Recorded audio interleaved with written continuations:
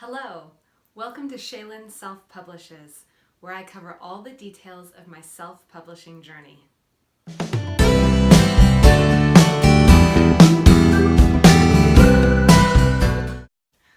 All right, welcome to status update number 2.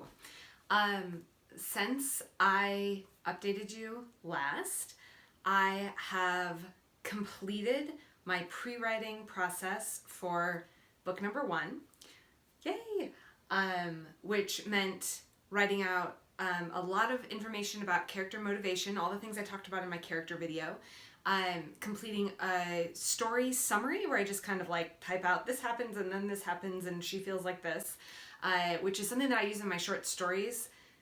If I've done the story work well in the characterization end of things, then I can usually summarize a plot pretty well in a way that for me maintains the important resonating character journey. But I found that writing romance has been a little bit different than writing about a single character. Like having these two arcs weave together was not something that my previous pre-writing process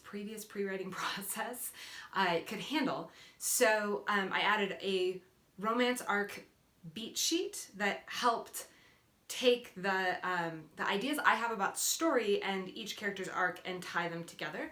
And then I finished with an inside outline or 2-tier outline by Jennie Nash of Author Accelerator, which is often, it seems, paired with the Story Genius work by Cron, which is what I tend to base things off of. So I got all the way through pre-write for novel number 1, and I moved on to pre-write number 2. I'm 90% done with pre-write number 2, and that makes me realize that I'm really more like 50% done with pre-write number 1.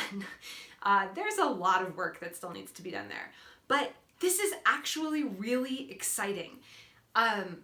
This is the reason I wanted to write 2 short books and not 1 long book. It's not uncommon for romance books that I'm looking at to be like 80,000, 90,000 words, and I'm aiming for 2 50,000 word novels. But the iteration process is an excellent way for me to learn, and that's what I did with my short story blog. And every week I feel like when I post a story, I've learned something new, and those stories are not that different from each other. And even writing really similar character arcs week after week, I'm learning more and more. So I drew on that experience, and that's the reason I wanted to write 2 books. My plan is to pre-write both books because I wanted to make sure if I need to set anything up for the first book, set anything up in the first book for the second book, that I knew that in advance. So I wanted to outline both of them and then go back and I'll write and edit number 1. Well, I might write number 1 and then write number 2 and then edit number 1 and edit number 2. I think it's going to depend on timeline. So we'll kind of see where we're at when I'm done writing number 1, if I need to jump right into edits or if I can move over and write number 2. We'll see. I'll give you a status update about it.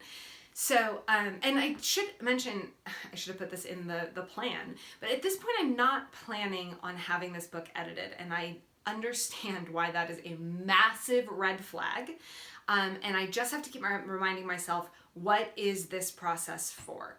I could push the deadline back and do some editing, but writing under pressure right now is really serving me, and I'm not hubristically saying I don't need to be edited.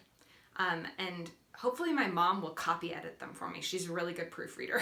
So I'm at least hoping that I will get that much. But I'm also, I was an audiobook narrator. I'm experienced with reading things aloud.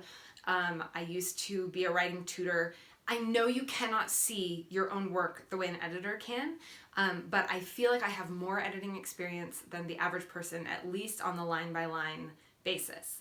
I do plan to work with an editor in the future. It's just not part of the process for this first set of books. And I'm not necessarily recommending that for beginning authors. I am recommending that beginning authors kind of figure out like what part is important right now. So back to where I'm at. I'm almost done with outline number 2, and it made me realize, oh, outline number 1 is kind of a disaster. And mostly I'm finding in the characterization that there's things that just aren't clear. And when I was editing the character video that I posted 2 videos ago, I think, I had some red flags as I was like, her obstacle is the same as her misbelief. And I was like, wait, that doesn't sound right. And then I worked some more on the second outline and I went, that's not gonna fly. And it might not be that like the ideas aren't there, but I haven't articulated them clearly, and I really need them to be clear so that when I'm in the weeds writing, 1,500, 2,000, 3,000 words in a day, I can go like, wait, what's my goal here? What's her goal? And I can flip back to that and have it be really, really clear. So it sounds strange, but I'm actually really excited to have the second outline reveal major issues with the first outline, because it really tells me that I am learning from the process. So I'm delighted by that. Okay, so pre-write number 1, 50% done. Pre-write number 2, 90% done. I'm gonna write to the end of that, then I'm gonna go back to pre-write number 1. I'm hoping to finish that and then start the writing process. In the meantime, I am also brainstorming for my novelette short story that's going to be my reader magnet, but I'm just kind of letting that churn because I'm still trying to find more information on reader magnets. I'm going to do a video with some information that I have collected so far and kind of let you in on where the holes that I'm finding in the information that's out there. So in the meantime, I'm just churning some ideas on what that story could be, and how I can give a complete story that feels like you're getting everything you need in 5,000 words is what I'm hoping for. 5,000 words to me feels not insignificant. Excuse me. 5,000 words feels not completely insignificant. It's short, it's not a lot, but it's also free. So it's intended to give you a taste, to make you come back and say, what's going to happen to the other people in this story, that sort of thing, without setting up too many big questions. So that's where I'm at.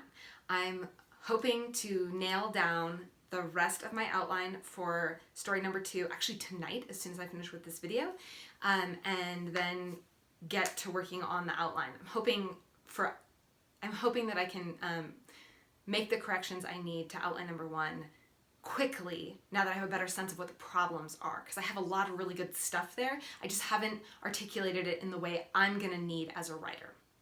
So happy writing! See you next time.